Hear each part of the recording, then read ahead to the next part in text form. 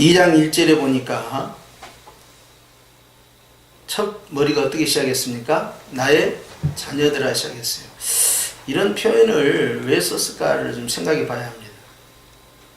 사도 요한이 성도들을 향하여서 자녀들아 이렇게 썼다는 것은 사도 요한 나이가 상당히 연세가 많다는 걸 보여주는 거지요.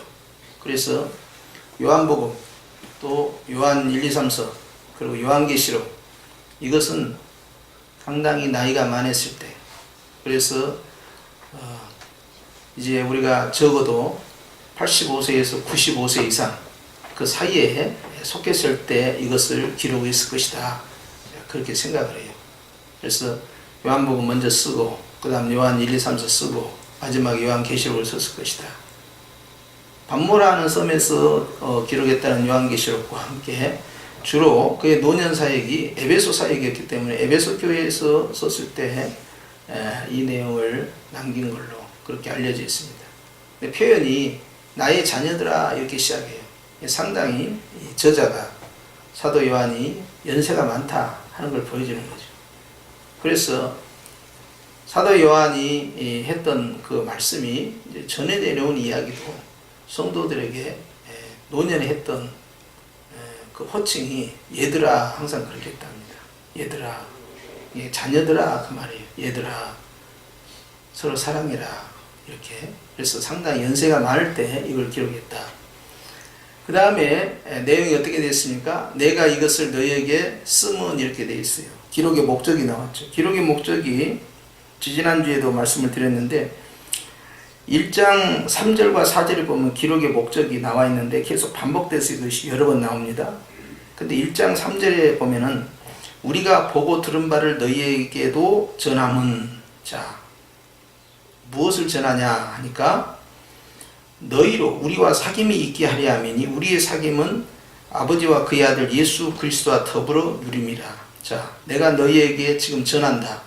기록의 목적이에요. 그것은 신앙의 동질성을 회복을 해서 하나가 됨으로써 우리가 하나님과 사귐같이 너희와 우리 사이에도 사귐이 있고, 그래서 하나의 통일된 교회 공동체를 형성한다. 보편적 교회죠.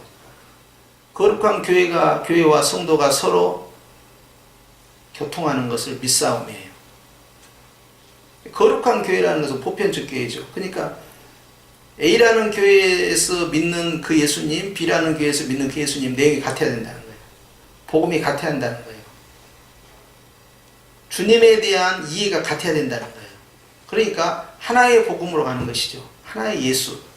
그렇기 때문에 이 사도 요한은 이 기록을 쓴 것은 복음이 같아야 된다. 그래서 우리가 주님과 하나님 같이 너희도 우리와 하나가 되어야 된다. 이걸 강조하는 거죠. 4절에 가서 1장 4절에 또 기록하는 이유를 또 썼죠. 우리가 이것을 쓰면 우리의 기쁨이 충만하게 하려 합니다. 자, 우리라는 것은 사도입니다. 왜 사도 쪽에서 기쁨이 충만하냐 이거야. 그것은 교회가 회복됐기 때문에. 뭘로 회복되느냐? 복음으로 회복되는 거예요. 그러니까 교회의 개혁은 말씀의 개혁부터 시작합니다. 그래서 마르틴 루터가 이 종교개혁을 시작할 때 말이죠. 종교개혁의 그 핵심은 다른 개혁이 아니었어요. 바로 말씀의 개혁, 강대상의 개혁입니다. 그래서 로마 교황청의 거짓된 복음을 깨뜨려버린 거예요. 그가 비텐베르그 성당에 이 95개 조항을 붙이는 그 순간에 그것은 참교회와 거짓교회의 분리입니다. 진짜 교회와 가짜 교회의 분리예요. 그래서 그 전통을 따른 종교개혁자들과 우리 장로교에서는 로마 교황에 대해서 거짓 교를 믿고 있는 그 수장을 향하여 그는 적그리스도라는 거예요. 수많은 적그리스도가 있어요. 초대교회 때부터. 적그리스도는 그리스도와 반대되는 자, 즉 그리스도를 대적하는 자다 이거예요. 누구냐? 음녀된 교회다 이 말이지. 그래서 로마 캐톨릭에 대해서 맹렬히 비난을 합니다. 루터가. 근데 루터가 가지고 있었던 기본적 신앙은 말씀부터 변화가 일어나야 된다는 거예요. 왜냐? 복음을 몰랐다. 자기는 알았다는 거. 어디서? 로마서 1장에서 알았다 이거예요. 로마서 1장 15절에서 17절 말씀을 묵상하다가 여기에서 진리를 깨닫는 거예요. 믿음으로 의인이 되는 것이다. 다른 것이 아니다. 그런데 로마 캐톨릭이 가지고 있었던 건 뭐였어요? 채찍질하고 이 사순절 고난주간에 말이에요. 채찍질을 하고 그리고 이 베드로 성당에 있는 바티칸 성당에 무릎을 꿇고 올라가고 그러면 죄가 사해지고 고행을 통해서 고난을 통해서 면제를 받는 또 그걸 통해서 선을 이루어가는 그것이 아니라는 것이죠. 오직 거룩하게 되고 깨끗하게 되는 것은 하나님의 말씀과 기도 외에는 없는 것이고 예수 그리스도의 피가 아니고는 안 되는 것이고 오직 믿음으로만 구원을 얻는 것이고 그래서 오직 은혜, 오직 믿음, 오직 말씀이에요. 오직 성경으로. 왜냐하면 그 당시 사람들은 성경도 제대로 몰라요. 성경은 사제들이 읽고 그것도 라틴어로 성도들이 어떻게 알겠습니까? 그리고 해석을 해줘야만 알 수 있어요. 해석을 사사롭게 못하게 하는 거예요. 성경을 지금처럼 이렇게 휴대하고 다니고 스마트폰에 집어넣고 아무데나 읽고 싶으면 읽고 듣고 싶으면 듣고 그런 시대가 아니에요. 온갖 책이 나와 있던 시대가 아니에요. 금연 겁니다. 교회가 하지 못하도록. 나중에는 성찬도 반조각 내버렸잖아요. 그렇게 해가지고 떡은 주고 잔은 자기들이 마셔. 왜? 잔 한 번 주다가 한 번 흘렸다 이거야. 아이고 예수님의 피가 흘렸으니까 안 된다. 그 혓바닥으로 핥아 먹었어. 떨어진 것을. 그 다음부터는 안 주는 거예요. 내가 대신 먹을 테니까 너희는 입 벌려. 자, 떡 하나씩만 준다. 이걸로 끝난 거예요. 그래서 성찬을 훼손을 시켰던 거예요. 그러고는 세례와 성찬 후에 칠성례를 만들어가지고 7가지의 성례가 있다라고 그렇게 해서 성도들을 미혹하고 그러니까 로마 캐톨릭은 주일날도 결혼식 한다니까. 그리고 그것이 예식이요. 그 사람들한테. 혼인미사를 하는 거예요. 이렇게까지 하나님의 말씀이 왜곡되고 복음이 변질되고 오직 예수, 오직 믿음, 오직 구원 예수님을 통한 유일성 이거 다 깨져나가잖아요. 그러니까 마르틴 루터가 들고 일어난 거예요. 칼빈도 마찬가지예요. 말씀이 변합니다. 말씀의 개혁입니다. 강대상이 바뀌어야 된다는 거예요. 오늘날도 마찬가지예요. 종교개혁 시대 때 그 교회가 타락한 것과 오늘날 한국교회가 타락한 것 어느 쪽이 더 타락했을 것 같아요? 종교개혁 시대가 훨씬 타락했죠. 그 당시에는 중세의 아주 마지막 정점을 찍고 있었는데 훨씬 말도 못하게 타락하죠. 예? 고아원이 왜 생겼어요? 고아원이 왜 고아원이 수녀원 옆에 생겼겠어요? 웃기는 일이죠. 매간매직하면서 엄청나게 타락해버려서 도덕적으로 윤리적으로 교리적으로 타락한 것뿐만 아니라 그때하고는 비교할수록 더 타락해버려요. 우리가 여러 가지를 붙잡을 수가 없어요. 다 했으면 좋겠지만 그러나 하나를 선택하라. 그러면 뭐부터 바뀌어야 되냐? 말씀부터 바뀌어야 돼요. 하나님의 말씀을 정확하게 이해하고 하나님의 말씀 안에서 완전히 서 있어야만이 그 말씀이 사람을 변화를 시키는 거죠. 그런데 여기에서 그 당시에 실패를 한 거예요. 그러니까 교회가 말씀을 성경을 가지고 장난질을 하는 거예요. 성도들한테. 성도들은 모르니까 성경에 대한 이해가 없으니까 읽지도 못하고 그러니까 그냥 사제가 하는 말을 다 믿고 지나간 거예요. 말도 안 되는 소리를 해도 그냥 그런 것 같다고 그렇게 해서 속이는 교회가 된 것이죠. 그런데 바울이 전한 복음, 내가 너에게 전한 복음에 다른 복음을 전하면 하늘에서 내려온 천사라도 저주를 받아야 한다. 갈라디아 1장에 말씀한 것처럼 말이죠. 바울이 전한 그 복음, 사도들이 우리에게 전해준 그 복음, 그것을 종교개혁자들이 회복을 한 겁니다. 그래서 참과 거짓을 나눠버린 거예요. 그리고 우리는 그 개혁의 전통에 따라서 초대교회 그 신앙으로 그리고 종교개혁자들의 그 신앙 이어서 우리가 받고 있는 거죠. 그만큼 우리에게 있어서 하나님의 말씀이 얼마나 중요하냐 하는 거예요. 그러니까 말씀으로 회복이 돼야 된다. 그냥 우리가 동호회가 아니기 때문에 말씀으로 동일한 신앙으로 동일한 말씀으로 회복되지 않냐면 그 공동체가 힘을 잃어버려요. 그게 중요한 것이죠. 그렇기 때문에 주님께서는 이제 이 요한을 통하여서 흩어져 있는 교회들이 다 있잖아요. 사도 혼자 남았잖아요. 그런데 자기들 나름대로 알아서 믿어볼 경우가 있어요. 그러니까 이단도 굉장히 많이 일어났죠. 초대교회 당시에. 특히 특히 영주주의가 이단이 많이 일어났어. 그러니까 이거 어떻게 잡아내야 될 거 아니에요. 그러니까 동일한 복음으로 동일한 예수로 하나로 만들어가는 거예요. 그러면서 복음이 무엇이냐 이렇게 하는 거예요. 영과 육을 분리하지 말라는 거예요. 구원받은 성도는 어떻게 그 육적인 삶이 변화돼야 되느냐 그걸 보여주는 거예요. 행함이 없으면 죽은 믿음이 되는 거예요. 야고보서에 나와 있는 그 내용을 바로 그대로 적용을 하는 겁니다. 실천이 없으면 그것은 진짜 믿은 것이 아니라는 거예요. 믿음이라는 것은 사람을 변화를 시키고 회복을 시켜야 된다는 거죠. 그렇기 때문에 반드시 실천을 해야 된다는 거예요.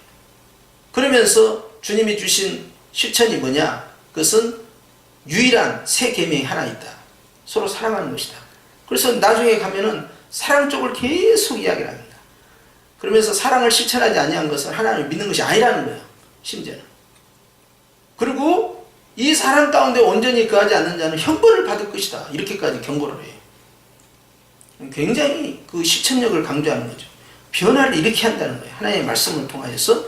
자, 이렇게까지 하는데 바울이 2장 1절에 이것을 너희에게 쓰는 이유가 있다 하면서 이제 세 번째로 또 이야기합니다. 그 뭡니까? 너희로 죄를 범하지 않게 하려 함이라. 굉장히 무서운 경고죠. 내가 이것을 쓴 것은 더 이상 죄 짓지 마라 그 말이에요. 사랑하는 자녀들아, 나는 너희가 죄를 짓지 않기를 원해서 이 편지를 쓴다. 그러나 누군가가 죄를 지을 수도 있지 않겠느냐. 살다 보면 그렇게 죄를 짓는다 할지라도 우리에게는 우리를 도와주시는 분이 계신다. 바로 대언자이신데 변호해 주신다 이 말이에요. 바로 예수 그리스도다.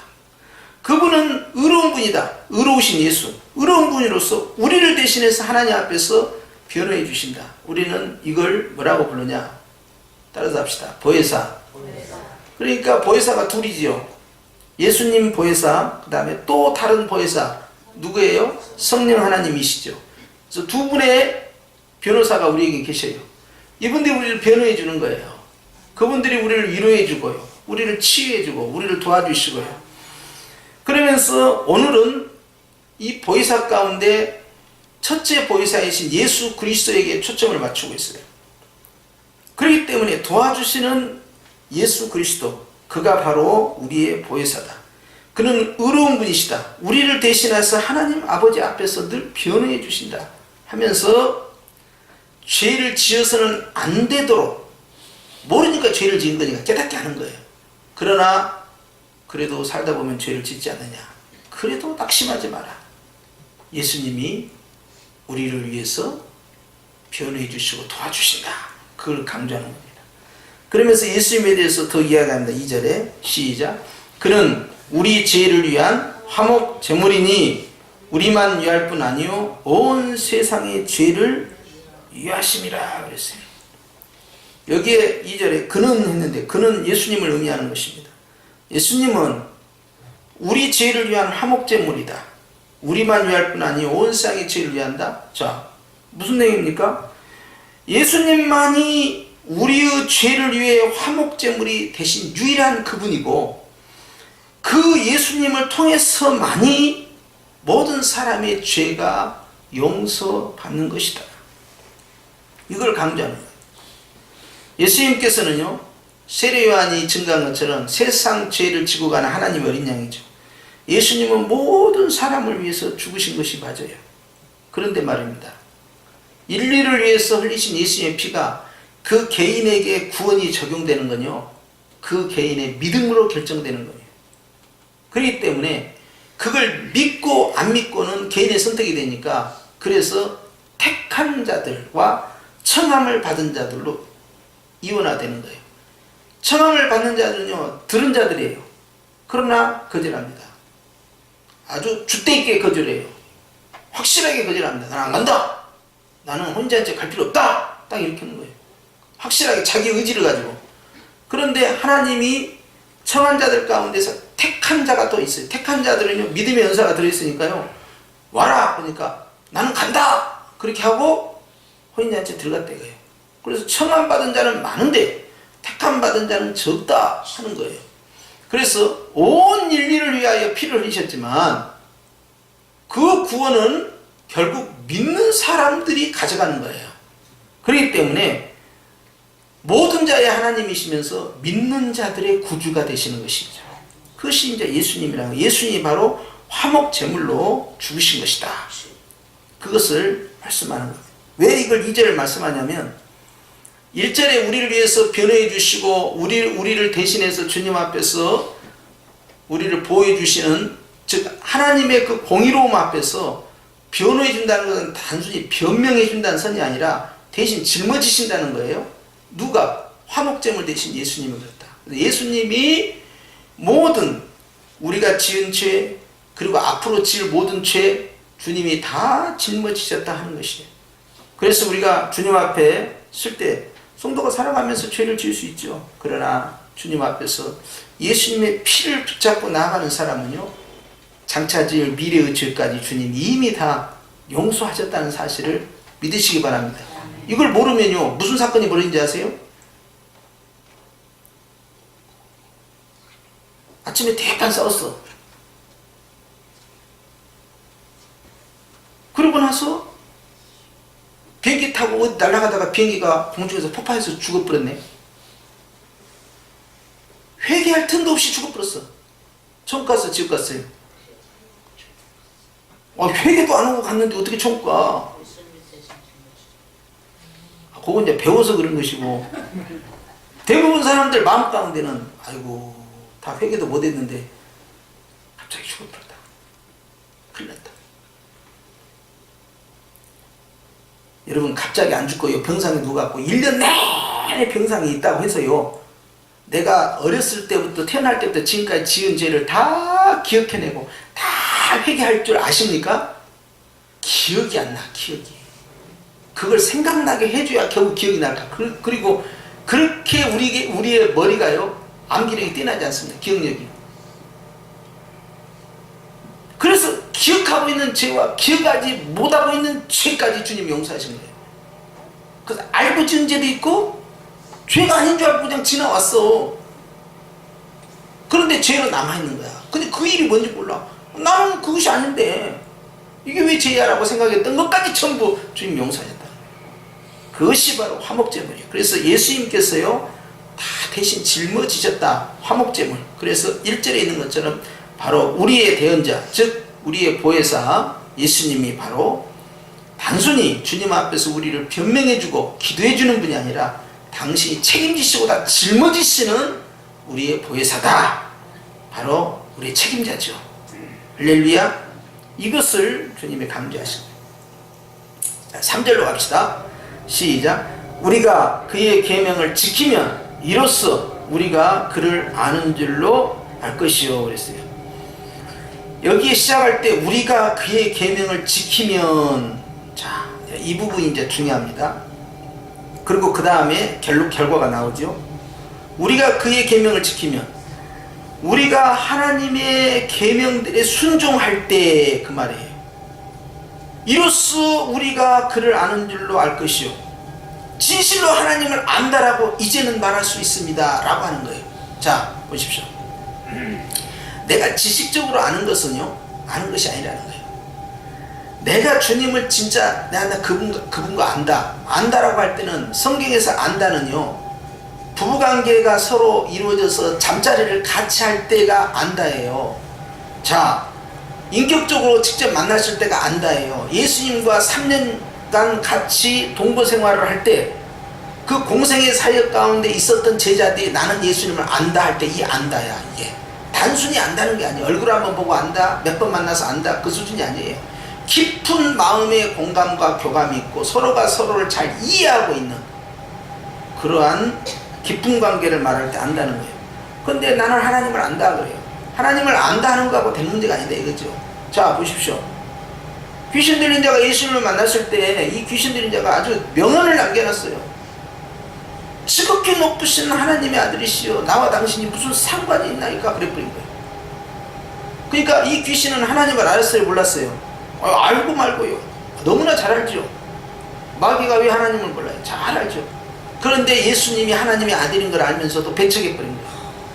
자, 야고보서에서 뭐라고 말씀했어요? 야고보서 2장에 믿음과 행함에 대해서 말씀할 때, 자, 귀신들도 하나님을 믿고 두려워 떤다 그랬어요. 하나님의 계심을 귀신들도 믿는다니까요. 알고 있어요. 그런데 두려워 떤대. 왜? 순종하지 않으니. 자, 하나님 앞에서 하나님의 존재를 알고 하나님은 무서운 하나님이야 라고 내가 아는 것이 아니라 이 말이에요. 도대체 하나님을 안다는 건 뭐냐? 그것은 요한복음 15장에 있는 말씀과 같이 우리가 가지가 포도나무에 붙어 있는 것처럼 하나님의 말씀을 계명을 순종할 때에 붙어 있는 것이 되죠. 순종할 때 열매가 맺는 것이죠. 순종할 때에 하나님을 아는 사람이다 이 말이에요. 오늘 말씀도 그거예요. 우리가 그의 계명을 지켰을 때 비로소 우리는 하나님을 안다라고 말해야 된다 하는 것이죠.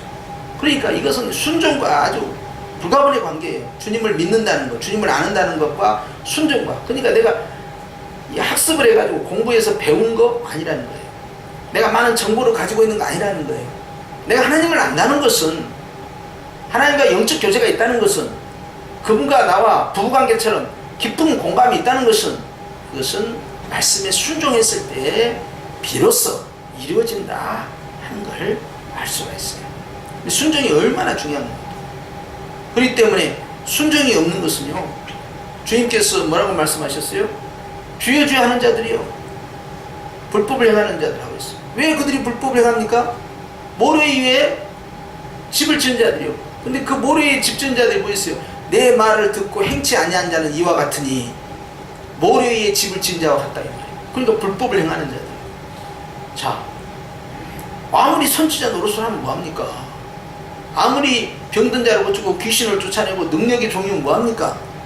은사가 충만하면 뭐합니까? 그것이 구원이 보장되지 않는데, 하나님을 아는 사람은요 그렇게 기능적으로 쓰임받는 것이 아니라 관계성이에요. 관계성은 어디서 결정되느냐? 주님이 나를 사랑하고 내가 주님을 사랑한다면 순종이에요. 다른 이야기 할 필요 없어요. 그러니까 하나님을 사랑하면 순종이야. 하나님을 믿는다면 순종이야. 순종이 믿음이고 순종이 하나님 사랑이고 순종이 주님과의 관계성을 회복하는 것이에요. 그렇기 때문에 순종이야. 그런데 귀신들은 어떻습니까? 하나님의 존재를 알지만 순종 안 해요. 순종 안 해요. 귀신들은 하나님 앞에서 벌벌 떨어요. 그래서 순종 안 해요. 예수님이 누군지 알아요. 순종 안 해요. 나와 당신 상관없다는 거예요. 우리는 상관이 있는데, 순종하는 자와 순종하지 않는 자, 이게 교회 안에는 두 부류로 형성되는 거예요. 종말에 가게 되면 양과 염소를 말입니다. 여러분, 저 바깥에서 안에 있는 자는 양이고 밖에 있는 자는 염소라고 생각하면 안 돼요. 심판은 교회 안에서부터 시작되는 거예요. 그러니까 조직되어 이 땅에 있는 교회에서 알곡과 가라지를 걸러내는 것이 주님이 그 밭에다가 같이 동시에 심은 거야. 이게 교회라는 공동체 안에는 참과 거짓이 같이 들어있는 거예요. 뭘로 구분할 거예요? 뭐가 알곡이고 뭐가 가라지요? 뭐가 양이고 뭐가 염소예요? 한 울타리에 있는데 뭘로 구분하죠? 모양 생김새로? 그 나무는 무엇으로 한다고 그랬어요? 열매로 한다고 했어요. 열매로. 자, 그 열매가 뭐냐 이 말이에요. 마태복음 7장에 나와있던 그 열매는 요한복음 15장에 있는 것처럼 그 열매를 보고 너희가 내 제자인 줄 알리라. 그 열매로 인하여 너희가 하나님께 영광을 돌리게 되리라. 그 열매를 맺었을 때 나를 사랑하는 자가 되는 것이다. 자, 뭘 이야기하시는 거예요? 열매가 뭐예요 도대체? 전부 순종이에요. 내 말이 너희 안에 거하고 네가 내 안에 거하면, 이렇게 전부 순종의 관계를 말해요. 그렇기 때문에 은사도 아니고 능력도 아닙니다. 직분도 아닙니다. 내가 교회를 얼마나 다녔냐가 결정되는 게 아니죠. 뭐에 결정돼요? 순종에서 결정되는 거예요. 그런데 구원 받았어. 주님을 사랑해. 근데 순종을 안 해. 그러면 주님의 마음이 얼마나 아프겠냐 이 말이에요. 순종이 그만큼 중요하다는 것이죠. 그렇기 때문에 계명을 지키면 열매를 맺는 것이고, 계명을 지키면 이게 참 감람나무가 되는 거예요. 계명을 지키면 진짜 하나님을 사랑하는 자예요. 계명을 지키면 하나님을 아는 자예요. 바로 이렇게 우리가 자신 있게 나는 하나님을 안다, 나는 하나님을 사랑한다, 나는 하나님의 자녀다 라고 말할 수 있다 하는 것입니다. 그의 계명을 지켰을 때. 이것을 굉장히 강조합니다. 요한복음에 있어서 요한의 신학은요, 굉장히 아주 그 다양성을 가지고 있는데요. 그 가운데서 초점이 어디로 가냐? 사랑으로 초점이 가고요. 이 요한 1, 2, 3서에서는요, 이 사랑과 함께 빛이 들어가고요. 생명이 들어가요. 자, 그래서 빛 가운데 거해야 된다. 복음의 동질성이야. 안으로 들어오라는 거예요. 그럼 어떻게 그 빛 안으로 들어가냐는 거예요. 내가 빛이지만 또 예수의 빛 안에, 가운데, 중심에 거하는 방법이 뭐냐? 관계성이에요. 관계성을 어떻게 만드냐 이 말이에요. 전부 순종입니다. 여기서 요한이 강조하는 거예요. 주님과의 관계성. 4절 봅니다. 시작. 그를 아노라 하고 그의 계명을 지키지 아니하는 자는 거짓말하는 자요 진리가 그 속에 있지 아니하되 그랬어요. 주님을 안다라고 말하면서 그의 계명을 지키지 않는 자, 3절과 반대가 되죠. 지키지 않는 자는 거짓말쟁이다 이거예요. 하나님의 말씀에 순종하지 아니한 사람은, 그리고 주님을 사랑한다, 주님을 믿는다는 사람은 거짓말쟁이다. 진리가 그 속에 있지 않다? 진리가 없으면 어떻게 구원을 받습니까? 하나님의 말씀이 진리고 그 진리로 우리가 거룩해지는 거고, 우리는 하나님 앞에 영과 진리로 주 앞에 예배를 드리는 거고, 전부 복음 안에서 주님께 나가는 것이죠. 예수님께서 내가 길이요 진리요 생명이다 그랬어요. 결국 진리는 또 예수님이네. 이거는 내 예수님 안에 있지 아니한 것이 되어버리네. 하나님의 말씀과 이 진리로 말미암아 우리가 거듭난 건데 말이죠. 큰일 났죠? 자, 어디서 결정됩니까? 하나님의 계명을 지키느냐 지키지 않느냐 하는 거예요. 근데 신약에 있어서는 우리가 다 알아요. 이 신약의 성도들은 계명 그러면 딱 하나밖에 없다는 걸 알아요. 십계명을 말한 게 아니에요. 유대인들이 가지고 있는 유대인의 율법 613가지도 아니야. 신약 백성들에서 계명은 딱 하나예요. 마태복음 28장 19절이 아니에요. 그것은 명령이야. 성교 명령. 복음을 전하라 명령. 사도행전 1장 8절도 명령이요. 성령이 임하시면 너희가 권능을 받고 예루살렘과 온 유대와 사마리아 땅끝까지로 복음을 전파하라는 명령이야. 계명은 딱 하나요. 주님이 직접 언급했어요. 성만찬 하면서도 주님께서 이것을 흘리는 바, 너희를 위하여 흘리는 바 새 언약의 피다 그랬어요. 자, 그러면서 주님이 새 계명을 주노니, 자, 어떤 계명입니까? 사랑의 계명이에요. 내가 너희를 사랑한 같이 니들끼리도 서로 사랑해라 이거예요. 거기서부터 시작된 거예요. 그러면 나중에 요한이 벌써 초반부에 이걸 강조하다 보면 이제 중반부부터는 계속 그것만 강조합니다. 계명을 지켜야 한다. 계명을 지켜야 한다. 계명이 뭔지 아냐? 계명은 너희가 서로 사랑하는 것이다. 하나님 사랑하라는 게 아니에요. 계속 서로 사랑하는 것이다. 왜 요한이 초대교회에 계속해서 교회 공동체의 사랑을 강조했을까? 서로 사랑하는 것이 좋아서도 그렇지만 서로 사랑하라는 것이 바로 계명이기 때문에 그런 거예요.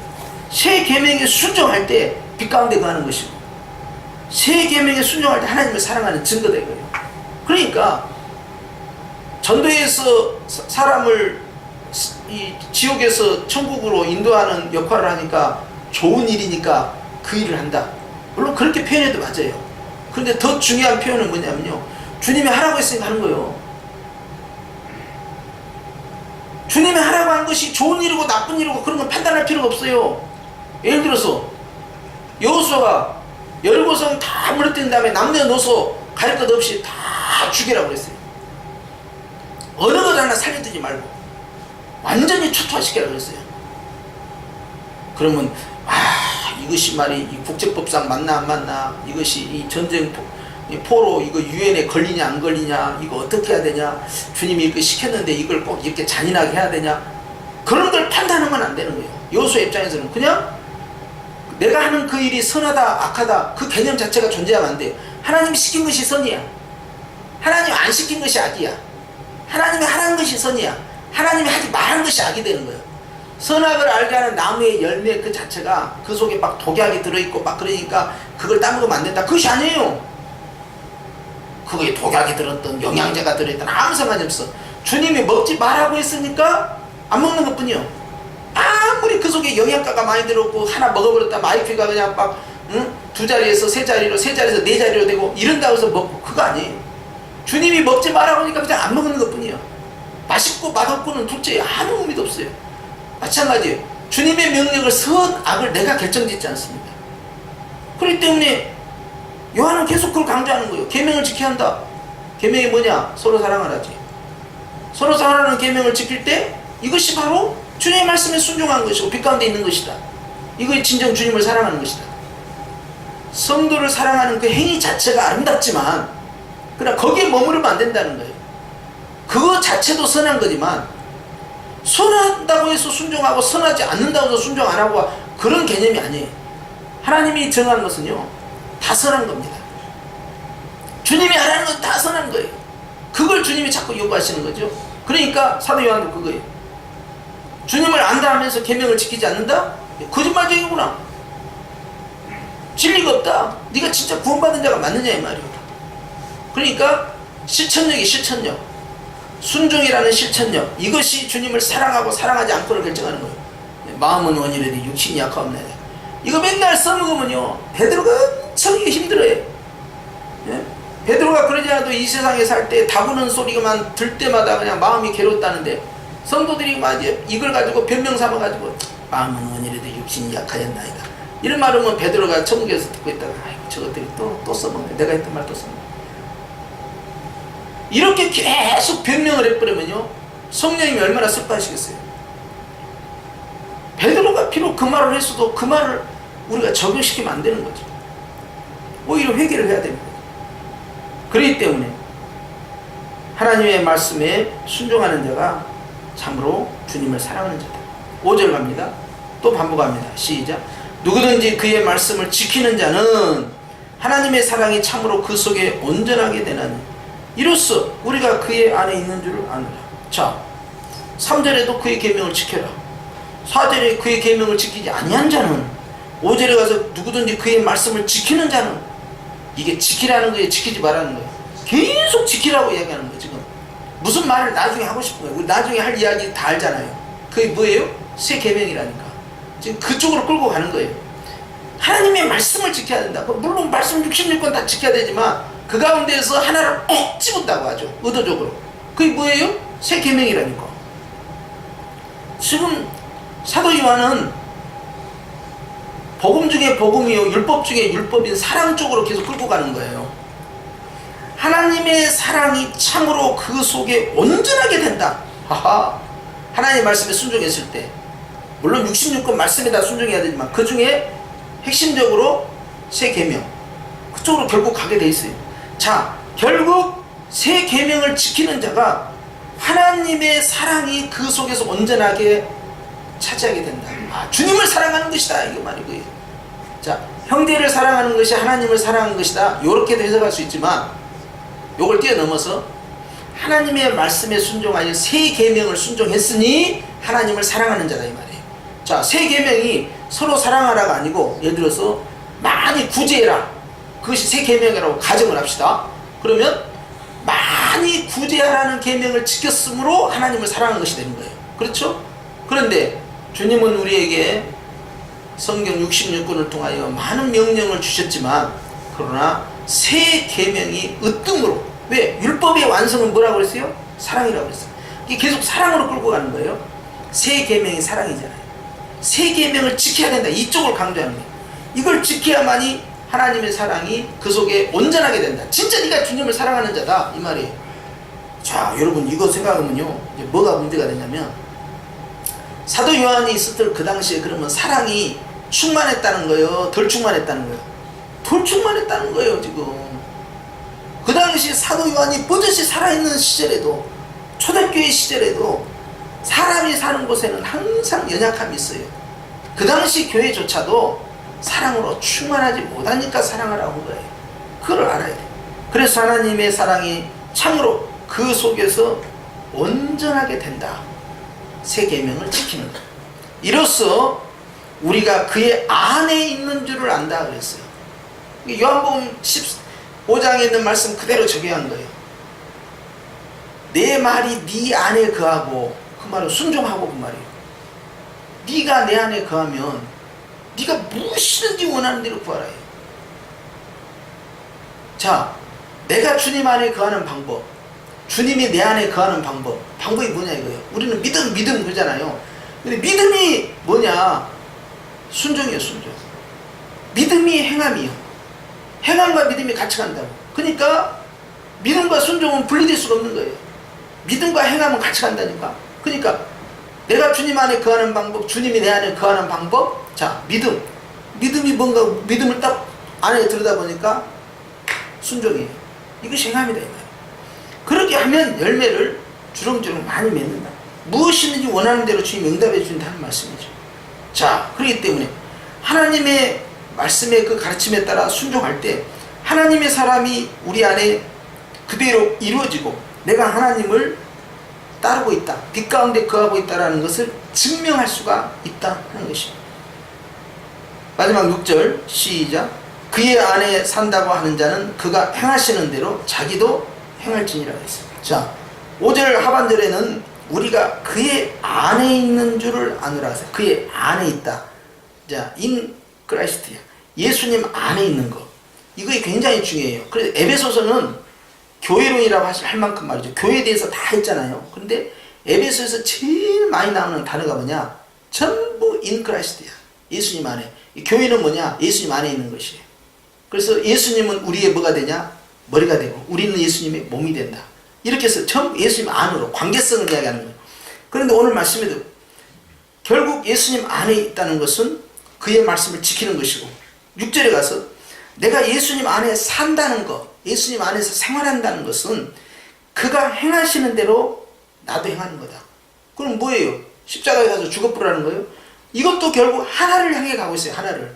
예수님이 공생의 사역에 하셨던 모든 것들이 우리가 본받아야 할 것이고 우리가 따라가야 할 것이지만 그 가운데서 하나를 콕 찍어서 이야기를 하면 어디로 갑니까? 그것이 사랑이야, 사랑. 전부 사랑을 향해 가고 있다. 이게 누구든지 자기 안에 하나님이 계신다, 내가 또 하나님 안에 있다 라고 말하는 사람처럼 예수님이 하신 것처럼 해야 된다 그 뜻이에요. 예수님은요 아버지가 하라는 대로 순종했어요. 아버지가 전하라는 대로 전했어요. 아버지가 가라는 대로 갔어요. 아버지가 그만해라 그러면 그만했어요. 아버지가 죽어야 한다 그러면 죽었어요. 그게 겟세마네 동산 기도야. 그러면서 마지막으로 십자가에서 엘리 엘리 라마 사막다니 나의 하나님 나의 하나님 어찌하여 나를 버리시나이까 마지막까지 딱 점을 찍으셨어요. 왜 그러셨을까요? 철저히 아버지로부터 버려진 거예요. 철저히 버려져야만이 철저히 주님 안으로 들어오기 때문에. 그럼 예수님이 버림을 당했다는 것은요 결국 주님은 다 내어줬다는 거예요.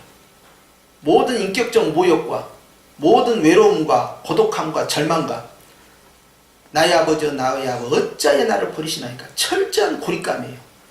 자기 혼자밖에 없다 이 말이에요. 근데 예수님 안 믿는 사람들은 혼자 있고 괴롭고 그러면은 굉장히 힘들어하죠. 막 술도 마시고 또 막 노름도 하고 또 마약도 하고 아주 극단적인 일도 해버리고 그러면 안 되는 거지. 예수님께서 철저히 십자가에서 버림을 받음으로써요 이 땅에 사는 사람들 가운데 버림을 받는 수많은 영혼들을 향하여서 주님께서는 찾아오시는 거예요. 보혜사로서. 왜? 당신이 버림을 받으셨기 때문에 버림받는 자들을 품어주시는 거예요. 절망과 낙심 가운데 철저히 고립된 그러한 예수님이 바로 그러한 인생을 찾아오는 것이죠. 자, 그런데 그 예수님께서요 그렇게 하신 이유가 뭐예요? 아버지의 뜻대로 순종하기 위해서 그랬어요. 하나님이 원하는 대로 그렇게 살아가시다가 십자가에서 죽으신 거죠. 예수님의 이런 순종이 결국 우리에게 본이 되는 거죠. 오늘 사도 요한은 그걸 강조합니다. 너 하나님 믿냐? 너 하나님 안에 거하냐? 하나님이 또 너와 함께 하시냐?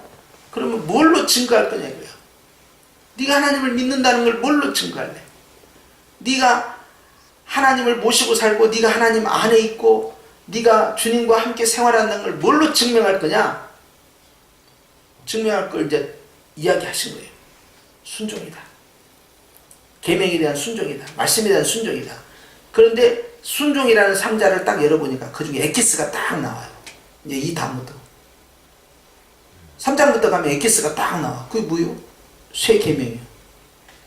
사랑하는 자들아, 우리가 서로 사랑하자 하면서 새 계명을 딱 끄집어내는 거예요.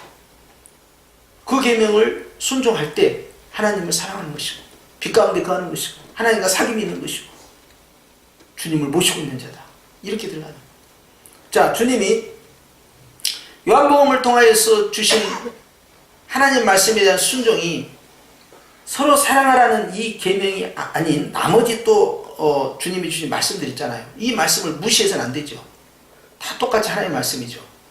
엑기스로 서로 사랑하라만 잡았지만 우리의 삶 가운데 주님이 새 계명 외에 우리에게 주시는 하나님의 말씀의 도전이 나타날 때 우리가 그 말씀에 순종하는 순간 나와 주님 사이에는 서로 불편하지 않고 사귐이 있다.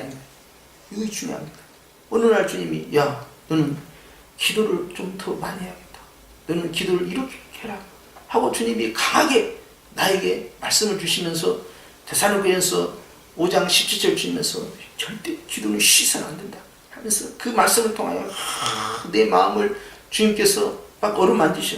그러면 내가 그 말씀들 내가 기도를 쉬어서는 안 되겠구나. 기도 쉬었다가 또 주님 성령님께서 또 슬퍼하시니까 내가 열심히 기운데 다 나 잘 되라고 주님이 기도시킨 거 아니겠어? 그렇게 하고 열심히 순종하는 거예요. 그랬을 때 하나님과 사귐이 있는 거 아니에요? 그랬을 때 내가 하나님 안에 있고 하나님 내 안에 있는 것이지.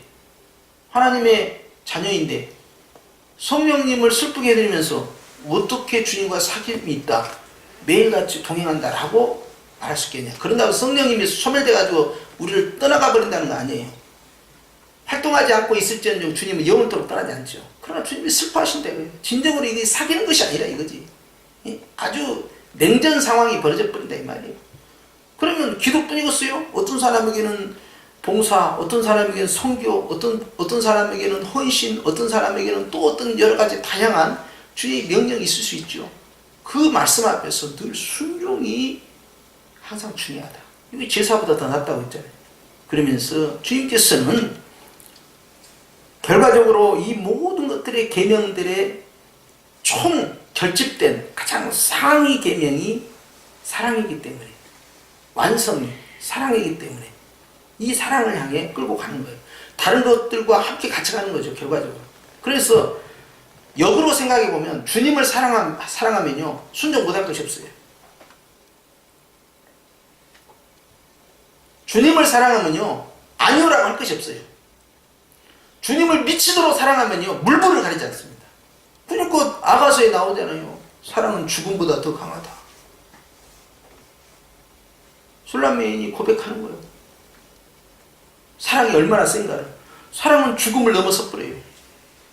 그러니까 하나님의 사랑이 예수님을 죽여서까지 우리를 사랑하신 것이고, 예수님께서 아버지를 사랑하고 우리를 사랑하셨기 때문에 죽음을 희생하면서까지 십자가에서 고난을 받으신 거죠. 그리고 우리를 구원하신 거예요. 이거 왜 그랬냐고. 사랑하니까. 사랑하는데 순종 못할 게 뭐 있고, 사랑하는데 이 주님의 뜻대로 못 살 것이 뭐가 있냐고요. 문제는 사랑이 없으니까 그런 거예요. 하나님에 대한 사랑이 식어버리니까 새 계명 실천 못하는 거고, 새 계명을 실천을 못해버리니까 하나님의 사랑이 훼손이 돼버린 거예요. 이게 문제가 된 거죠. 하나님이 가장 소중하게 여기는 것을 놓쳐가고 있다. 하나님이 주신 그 계명, 그리고 주님께서 나의 삶 가운데 계속해서 푸시하고 계시는 주님의 말씀 안에서 우리는 또 주의 뜻을 찾아가는 겁니다. 여러분들 오늘 이 수요예배 오신 것은 진짜 잘했어요. 어떤 분이 그 이야기하고 난 상당히 놀랐는데, 저 아랫동네에 1000명에서 1500명 모인다네. 근데 수요일날 예배를 30-40명밖에 안 드린대. 와, 요즘 세상에 이런 세상이 돼버렸습니다. 안 되려도 뭐 성도로서 뭐 그 정도 가지고 뭐라고 문제 삼지 않지요. 아니 수요예배 안 드리고 금요기도 안 하고 새벽예배 안 한다고 해서 뭐 지옥 갑니까? 그건 아니잖아요. 그런데 그만큼 날이 가면 갈수록 모이는 일과 하나님께 예배 드리는 것에 대해서 열정이 식어버려요. 근데 여러분 이 자리에 있다는 건 참 대단한 것이에요. 근데 여러분 이렇게 고백을 하십시오. 주님, 내가 오늘 수요예배 드리는 것은 내가 주님을 사랑함으로 이 자리에 있나이다. 할렐루야. 제가 주보에다가 헌금할 때 여기 주보에 써진 거 보셔요. 내가 주님을 사랑함으로 이 예물을 드리나이다. 난 전에는요 이런 고백 안 했어요. 그냥 드려야 되니까 드린 것 같다 하고 그렇게 살았어요.